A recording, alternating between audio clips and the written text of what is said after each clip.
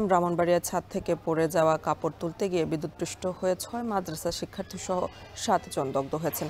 এ নিয়ে আরও জানাতে মাদ্রাসা থেকে যুক্ত আছেন সহকর্মী আজিজুল সঞ্চয়। সঞ্চয়, দগ্ধ রোগীদের শারীরিক অবস্থা সম্পর্কে জানতে পেরেছেন কিনা জানাবেন, আর কি বলছে মাদ্রাসা কর্তৃপক্ষ?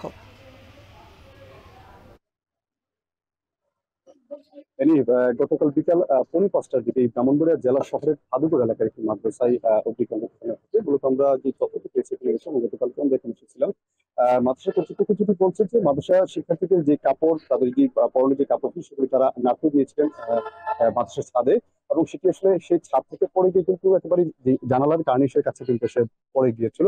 তখন আসলে এই মাদ্রাসার যিনি কর্তব্যরত, যিনি আসলে আয়া আছেন, আলিয়া বেগম, তিনি একটি তার হাতে থেকে একটি স্টিলের পাইপ দিয়ে কিন্তু এই এখান থেকে যে জানলার পাশ থেকে যে কাপড় যেটা পড়ে গিয়েছিল সেই কাপড়টি তিনি তুলে নেওয়ার চেষ্টা করছিলেন। তখনই কিন্তু আসলে এখানে ঠিক পাশেই আসলে এখানে একটি বৈদ্যুতিক একটি খুঁটি রয়েছে এবং সেখানে বৈদ্যুতিক তার রয়েছে। সেই বৈদ্যুতিক তারের সঙ্গে কিন্তু তাদের যেই তার হাতে যে অর্থাৎ আয়ার হাতে যে স্টিলের যে পাইপটি ছিল সেটি কিন্তু স্পর্শ হয় এবং তার ফলে এটি আসলে আগুন ধরে যায়, এবং সেই আগুন ধরে যাওয়ার কারণে কিন্তু তিনি বিদ্যুৎস্পৃষ্ট হয়, তিনি কিন্তু দগ্ধ হন। এবং তারপর আসলে এই তার স্টিলের পাইপে যে আগুন যেটি লেগেছিল সেটি থেকে আসলে বাষ্পীয় হয়ে কিন্তু সেই আগুনের কুণ্ডলী বা শিখা কিন্তু সেটি কিন্তু একেবারে মাদ্রাসার ভেতর, অর্থাৎ শিক্ষার্থী যে কক্ষটিতে অবস্থান করছিল সেখানে কিন্তু কিছুটা ছড়িয়ে পড়ে এবং সেখানে লাগে, এবং তার ফলে আসলে মাদ্রাসার অন্তত ৬ জন শিক্ষার্থী এবং আয়া সহ মোট ৭ জন কিন্তু দগ্ধ হয়েছে। এবং তারপরেই আসলে তাদেরকে প্রথমে নিয়ে যাওয়া হয়েছিল ব্রাহ্মণবাড়িয়া জেনারেল হাসপাতালে।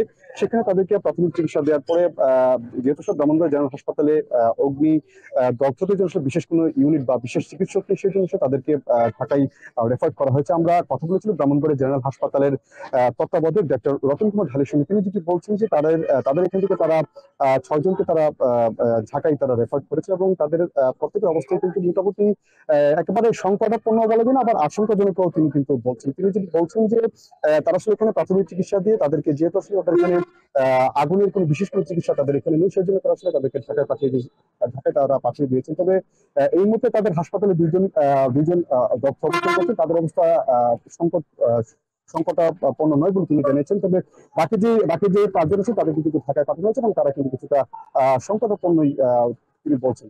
তো আমার কাছে এই ছিল এই ব্রাহ্মণবাড়িয়ার এই যে মাদ্রাসা শিক্ষার্থী যে আহত হয়েছেন বা অগ্নিদগ্ধ হয়েছেন সেই সংক্রান্ত সবশেষ খবর।